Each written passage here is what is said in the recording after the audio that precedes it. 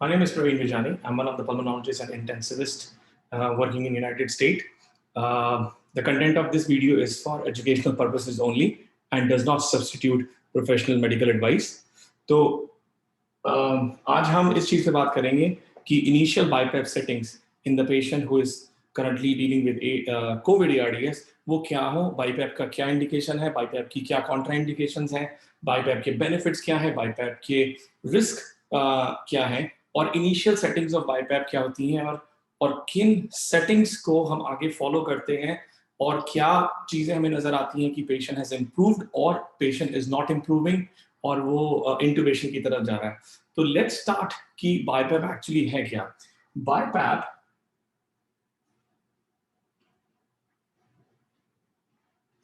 is a positive airway pressure therapy with two pressures. So that's why इसमें by लगा हुआ है.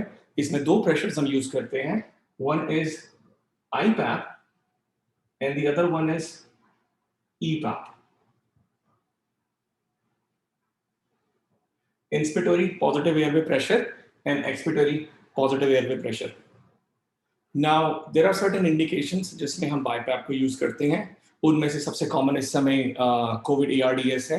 कोई भी ऐसा रेस्पिरेटरी फेलियर जो आपके नेजल कैनुला और हाई फ्लो नेजल कैनुला को रिस्पॉन्ड नहीं कर रहा है और पेशेंट इतना सिक नहीं है कि उसको इंटुबेशन की जरूरत हो, तो आप बाईपैप थेरेपी या positive airway pressure therapy use करके पेशेंट की इंटुबेशन को डिले या फिर अवॉइड कर सकते हैं. नाउ इंडिकेशन के बाद सबसे बड़ी बात आती है कॉन्ट्रा इंडिकेशन की. बाईपैप एक नॉन इन्वेजिव टेक्निक है पेशेंट को वेंटिलेट और ऑक्सीजनेट करने की, लेकिन इसके लिए आपको पेशेंट का कोऑपरेशन चाहिए. कोई भी पेशेंट जो डिलीरियस होगा, कोई भी पेशेंट जो ऑल्टर्ड मेंटल स्टेट में होगा, एजिटेटेड होगा या अपनी एयरवे की पेटेंसी को मेंटेन नहीं कर पा रहा या अपनी सिक्रीशंस को होल्ड नहीं कर पा रहा है या उसको कार्डियोपल्मोनरी इंस्टेबिलिटी है, उन पेशेंट्स के अंदर बाईपैप यूज करना कॉन्ट्राइंडिकेटेड होता है. और जिन पेशेंट्स के अंदर सिक्रीशंस वो होल्ड नहीं कर पाते हैं, अगर आप उसमें पॉजिटिव एयरवे प्रेशर थेरेपी देंगे तो विंड पाइप और फूड पाइप जो है इसोफेगस एंड ट्रेकिया वो ऑलमोस्ट इस एनाटॉमिकल सिचुएशन में होते हैं. ट्रेकिया आगे, इसोफेगस पीछे. तो हो सकता है कि माउथ की सिक्रीशन जो है वो लंग में चली जाए और उसकी वजह से एस्पिरेशन निमोनाइटिस और एस्पिरेशन निमोनिया जो है वो डेवलप हो सकता है. बाईपैप के बेनिफिट्स भी हैं. बाईपैप के बेनिफिट हैं कि आप इंडिविजुअल को वेंटिलेट कर सकते हो. इसका मतलब ये है इन लेमन टर्म कि आप उसकी CO2 का रिमूवल कर सकते हो और उसमें आप ऑक्सीजनेशन इंप्रूव कर सकते हो. पेशेंट की ऑक्सीजन जो है वो इंप्रूव होती है. साथ ही साथ आप एटलेक्टिसिस को भी इंप्रूव करते हो, क्योंकि जब आप पॉजिटिव प्रेशर एज EPAP देते हो तो वो पीप की तरह काम करता है. और सबसे इंपॉर्टेंट बात, जब भी कोई इंडिविजुअल बहुत ही ज्यादा रेस्पिरेटरी डिस्ट्रेस में है, वो अपनी रेस्पिरेटरी मसल्स को ज्यादा यूज करता है. एज सीन इन ARDS, इसमें जनरली रिस्ट्रिक्टिव लंग फिजियोलॉजी होती है, तो पेशेंट जो है वो रैपिड शैलो ब्रीदिंग ज्यादा करता है और रैपिड शैलो ब्रीदिंग की वजह से रेस्पिरेटरी मसल फटीग आता है. जब आप दो प्रेशर्स यूज करते हैं तो आप उस रेस्पिरेटरी फटीग को, उस रेस्पिरेटरी मसल्स को ऑफलोड करते हैं प्रेशर से, जिससे पेशेंट जो है रेस्पिरेटरी फटीग में नहीं जाता, जिसे हम यूज करते हैं COPD के अंदर. CPAP को हम यूज करते हैं हार्ट फेलियर और pulmonary oedema because of heart failure के अंदर. इसके रिस्क भी हैं. बाईपैप एक पॉजिटिव प्रेशर अप्लाई करता है. फिजियोलॉजिकली हमारी चेस्ट नेगेटिव प्रेशर की वजह से काम करती है. बकेट हैंडल मॉडल से हमारे लंग में एयर जाती है because diaphragm goes down, chest में नेगेटिव प्रेशर आता है, जिसकी वजह से नेगेटिव प्रेशर से एयर जो है बाहर से लंग के अंदर जाती है. लेकिन ये एक पॉजिटिव प्रेशर है, ये लंग को एक्सपैंड कराने की कोशिश कर रहा है पॉजिटिव प्रेशर देके. तो बैरोट्रॉमा, वो ट्रॉमा जो हाई प्रेशर की वजह से हो सकता है, नीमोथोरैक्स, नीमोमीडियास्टिनम बढ़ सकता है. एक बहुत ही इंपॉर्टेंट कॉन्सेप्ट है कि जिन पेशेंट्स के अंदर हार्ट इश्यूज हैं और या उनके अंदर अभी डिहाइड्रेशन की स्टेट है, जैसे ही आपने पॉजिटिव प्रेशर अप्लाई किया चेस्ट में, प्रीलोड फ्रॉम द लेग्स और from the neck, from the arm, वो डाउन हो जाता है और पेशेंट का ब्लड प्रेशर ड्रॉप हो सकता है. तो रिस्क में हमेशा याद रखिएगा कि बैरोट्रॉमा हो सकता है, वॉल्यूम एक्स्ट्रा होने की वजह से वॉल्यूम ट्रॉमा हो सकता है, नीमोथोरैक्स, नीमोमीडियास्टिनम, कार्डियक आउटपुट का ड्रॉप. और नीमोमीडियास्टिनम पॉजिटिव प्रेशर के साथ टेम्पोनार्ड में भी कन्वर्ट हो सकता है। अब बात तो रही कि इसके हमने इंडिकेशन, कॉन्ट्राइंडिकेशन, बेनिफिट और रिस्क हमने डिस्कस कर लिए हैं। अब सेटिंग्स पे आते हैं।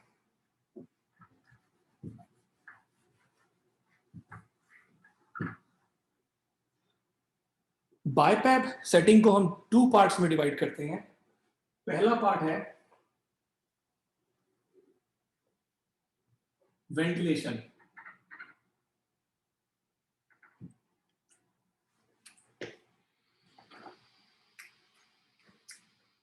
और दूसरा पार्ट है ऑक्सीजनेशन।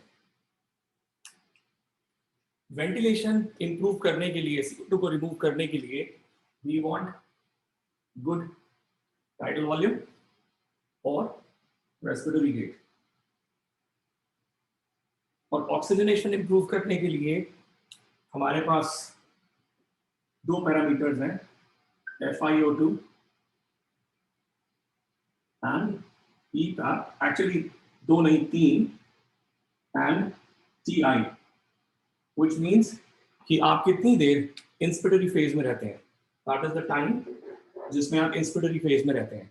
इन नॉर्मल इंडिविजुअल हमारा ब्रीदिंग साइकिल में दैट रेशियो इज 1:3 और 1:4, जिसका मतलब है कि अगर 1:3 का मतलब है कि अगर आप 4 सेकंड की रेस्पिरेटरी साइकिल है आपकी, इंस्पिरेशन एक्सपिरेशन, उसमें से 1 सेकंड आप इंस्पिरेटरी फेज में हैं और 3 सेकंड आप एक्सपिरेटरी फेज में हैं।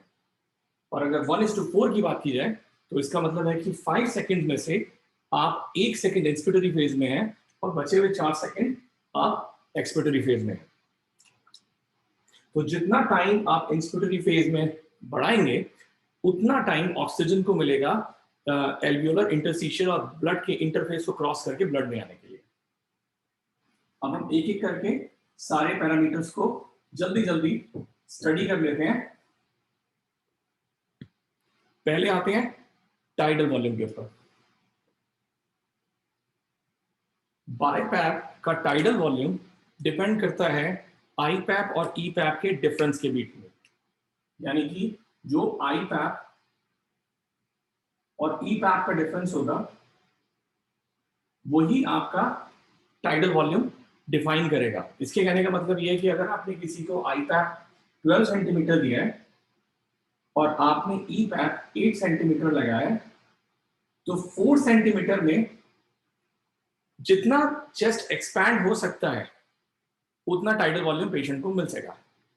अब वही आईपैप अगर आप उसमें आईपैप को बढ़ा दें 14 और ईपैप को उतना ही रखें 8, तो अब चेस्ट को राइज करने के लिए जो प्रेशर है वो 6 है सेंटीमीटर वाटर। तो जितना डिफरेंस इंक्रीज होगा उतना प्रेशर इंक्रीज होगा, और जितना प्रेशर इंक्रीज होगा उतना ज्यादा लंग को वॉल्यूम मिलेगा। अब हम ये कैसे डिसाइड करें कि किस पेशेंट में कितना वॉल्यूम होना चाहिए? वो डिपेंड करता है उसकी हाइट पे। Tidal volume in any individual depends upon his or her ideal body weight. अब ideal body weight का मतलब ये है कि अगर कोई इंडिविजुअल हाइट में लंबा है, अगर कोई मुझसे हाइट में लंबा है तो ऑफ कोर्स उसके लंग की कैपेसिटी मुझसे ज्यादा है। लेकिन अगर 2 इंडिविजुअल जो सेम हाइट के हैं पर एक लीन है और दूसरा थोड़ा ओबीस साइड पे है, तो उनकी हाइट सेम है तो उनके लंग वॉल्यूम सेम होंगे। तो आइडियल बॉडी वेट का फॉर्मूला होता है for man it is 50 kg plus 2.3 into height in inches minus 60. This is the ideal body weight for an individual जिसकी height in inches आप यहाँ पे लिखेंगे, उस height के लिए ये उसका weight होना चाहिए। और for female it is 45.5 kg plus 2.3 into height in inches minus 60. तो इससे आपके पास एक रफ आइडिया आ गया कि इतना टाइडल वॉल्यूम इस इंडिविजुअल का, इस इतना आइडियल बॉडी वेट इस इंडिविजुअल का है। अब tidal volume should be by ERD ARDS-NET protocol 6 to 8 ml per kg of ideal body weight, और कहीं जगह पे इसे प्रिडिक्टिव बॉडी वेट भी बोलते हैं। So your tidal volume should B 6 to 8 ml per kg of the ideal body weight. और ideal body wait के लिए ये फॉर्मूला है, बहुत सारी वेबसाइट्स पे आप इस कैलकुलेटर को यूज कर सकते हैं। पेशेंट की हाइट डालिए, वो आपको उसका 6 to 8 ml per kg का ml में उसका वेट टाइडल वॉल्यूम आपको दे देगा। और हमने पहले ये बात किया था कि volume depends upon the pressure difference. तो आप IPAP और EPAP का डिफरेंस इतना रखेंगे कि इतना प्रेशर जनरेट हो जो इतना टाइडल वॉल्यूम पेशेंट को दे सके। तो ये तो बात रही टाइडल वॉल्यूम की। अब हम बात करते हैं वेट की। नॉर्मल इंडिविजुअल अगर एंशियस स्टेट में ना हो तो वो जनरली 12 to 14 ब्रेथ्स पर मिनट पे रहता है। लेकिन जिस पेशेंट्स के अंदर पल्मोनरी इडीमा, निमोनिया, ARDS होता है, उसमें special kind of J receptors है हमारे लंग में, जो इवन इन एंजाइटी जो रेस्पिरेटरी रेट को इंक्रीज कर देते हैं। तो पेशेंट की ब्रीदिंग, अगर आप देखें ARDS में कोविड के patients, they breathe up to 20 minutes, 20 times or 24 up to 30, even on ventilator sometimes we have to go up to 34। तो इसका क्या इम्पैक्ट है? इसका एक सबसे ज्यादा इंपॉर्टेंट इम्पैक्ट ये है कि जैसे जैसे आप रेट बढ़ा रहे हैं, आप एक्सेल नहीं कर पा रहे हैं उतना, क्योंकि आप इनहेल करते हैं, एक्सेल करते हैं, और स्पीड आपकी ज्यादा है तो आप पूरी तरह एक्सेल नहीं करते, आप दोबारा से इनहेलेशन के प्रोसेस में आ जाते हैं। तो आपका TI 1:1 या 1:2 के आसपास आ जाता है। ये ARDS के पेशेंट्स के लिए तो ठीक है, पर जिन पेशेंट्स के अंदर COPD का प्रॉब्लम है, जहां पे आपको एक्सेलेशन को प्रोलॉन्ग करना है, उन पेशेंट्स के अंदर एक स्पेशल प्रॉब्लम डेवलप होती है जिसको हम बोलते हैं ऑटोपीक। ऑटोपीक का मतलब ये है कि जब आप एक्सेल नहीं कर पा रहे हैं तो आप हमेशा कुछ अमाउंट ऑफ एयर को रिटेन कर रहे हैं आफ्टर एवरी ब्रेथ, और आपका लंग हल्के हल्के हल्के करके बढ़ता चला जा रहा है, उसके अंदर पॉजिटिव प्रेशर बढ़ता चला जा रहा है। By law of physics, air का मूवमेंट हो या हार्ट के आसपास हीमोडायनामिक्स में ब्लड का मूवमेंट हो, सारी मूवमेंट्स प्रेशर पे डिपेंड करती हैं। अगर आपका लंग के अंदर इंट्राथोरैसिक प्रेशर बढ़ता चला जाएगा तो आपको प्रीलोड पेशेंट का गिर जाएगा, और दूसरा एयर का मूवमेंट रिस्ट्रिक्ट हो जाएगा, तो पेशेंट आप वेंटिलेट नहीं कर पाएंगे। तो स्पेशली आप COPDers के अंदर इस बात का ध्यान रखें कि उनको एक्सेलेशन का पूरा चांस दें। उसके बाद हम आते हैं ऑक्सीजनेशन की तरफ।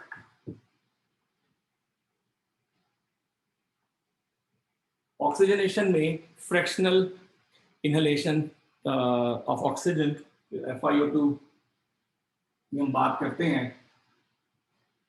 We initially start with 100% oxygen,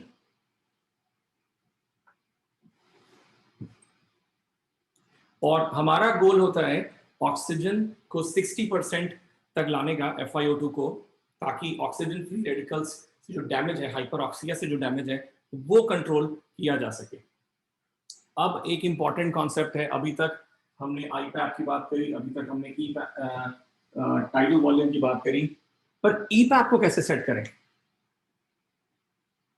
क्योंकि अगर आपके पास EPAP है और आपको 6 ml पर kg का टाइडल वॉल्यूम पता है, तो आप IPAP पे जा सकते हैं कि मुझे अगर मेरा ये EPAP है और ये मेरा IPAP है और this is my tidal volume, तो अगर मैं IPAP को और बढ़ाऊंगा तो मेरा टाइडल वॉल्यूम इंक्रीज होता जाएगा, अगर मैं EPAP को और बढ़ाऊंगा तो मेरा टाइडल वॉल्यूम डिक्रीज हो जाएगा। लेकिन हाउ टू सेट EPAP?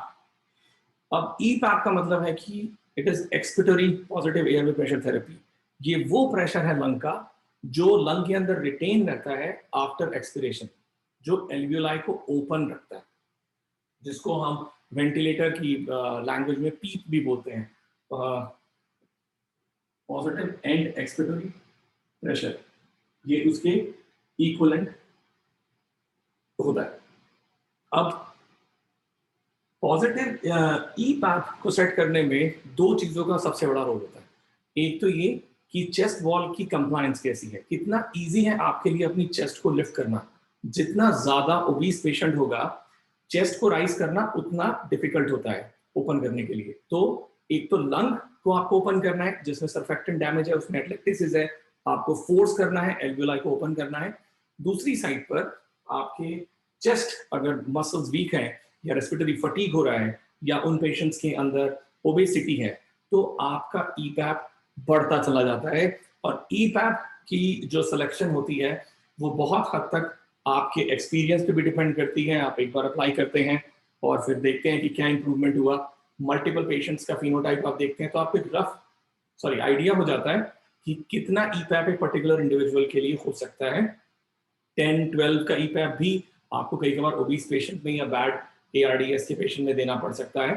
तो लाइक 12/8 या फिर 14/10, ये जो ईपैप है ये अगेन दो चीजों पे डिपेंड करता है कि चेस्ट वॉल की मसल का लोड कितना है और कितना एटलेक्टिसिस को ओपन करने के लिए आपको पॉजिटिव प्रेशर देना पड़ेगा। अब एक बात जरूर याद रखिएगा कि this is a non invasive method of giving oxygenation, improving oxygenation and ventilation. ये एक मास्क की फॉर्म में होता है और इसमें ट्यूब गले में नहीं होती है, इसीलिए leak is an important concept कि मास्क की फिटिंग अगर एनाटॉमिकल तरीके से नहीं है या वो कहीं से लूज है तो एयर का जो प्रेशर है वो बिल्ड नहीं होगा और वो साइड से रिलीज हो जाएगा। तो आप उतना प्रेशर जो है नहीं जनरेट कर पाएंगे, इवन दो आप मशीन में तो आपको बहुत बड़ा प्रेशर डिफरेंस दिख रहा है लेकिन वो लीक हो रहा है। तो आपको ये भी जरूर नोट रखना है कि आपके पेशेंट में लीक जो है मास्क के हिसाब से क्यों हो रही है। If there is any way to handle it, जैसे आपने मास्क को इम्प्रूव किया, उसकी फिटिंग को इम्प्रूव करी, तो उससे पेशेंट बेटर बिहेव करता है और पॉजिटिव प्रेशर लंग तक इजीली पहुंच जाता है। तो आज अभी इसमें हमने यही डिस्कस किया कि टाइडल वॉल्यूम को आप 6 ml per kg ideal body wait के लिए आप यूज करेंगे। आईपैप और ईपैप का डिफरेंस ही टाइडल वॉल्यूम होता है। रेट आप डिपेंड करते हैं कि आपका पेशेंट रिस्ट्रिक्टिव फिजियोलॉजी की तरफ ज़्यादा है, ऑब्स्ट्रक्टिव की ज़्यादा है और या फिर मिक्स्ड है। और ऑक्सीजनेशन के लिए FiO2 यू स्टार्ट विद 100%, आप ईपैप को हाई रखते हैं ताकि आप स्लोली FiO2 को नीचे ले आए। There are certain other things जो हम आईपैप यूज करते समय हम यूज करते हैं। फॉर एग्जांपल, अगर मैंने किसी पेशेंट पे 6 का ईपैप स्टार्ट किया है and I want to know कि अगर मैं और ऊपर जाता हूं तो क्या ये लंग और रिक्रूट होगा, तो उसका तरीका ये होता है कि आपने किसी को 6 के ईपैप पे रखा, आपने आईपैप उतना रखा कि आपको 6 ml per kg का टाइडल वॉल्यूम मिल गया, आपने ABG को रिपीट किया।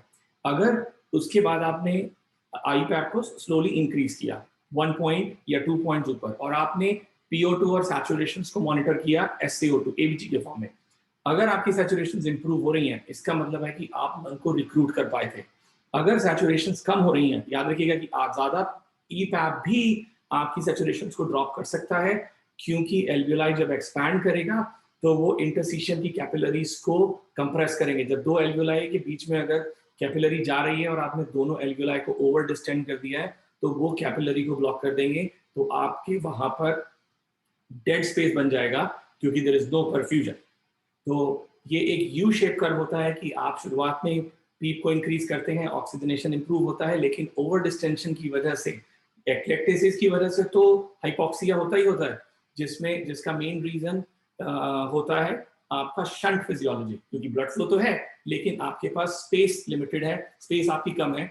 लेकिन जब आप पीप को बढ़ाते हैं तो आप शंट को इंप्रूव करते हैं और हल्के हल्के करके अगर आप उसको ओवर डिस्टेंड कर देंगे तो परफ्यूजन कैपिलरीज का बंद हो जाएगा, तो वो आपका डेड स्पेस में कन्वर्ट हो जाएगा। अगर आप इस पॉइंट पे आ रहे हैं कि आपका PO2 डिक्रीज होने लग गया आपकी पीक के बाद, तो समझ लीजिएगा कि वहां ऊपर आप अगर जाएंगे तो आप दो चीजें करेंगे, एक तो ऑक्सीजनेशन कम होगा, दूसरा रिस्क फॉर निमोथोरैक्स और निमोमीडियास्टिनम आपका इंक्रीज होता है।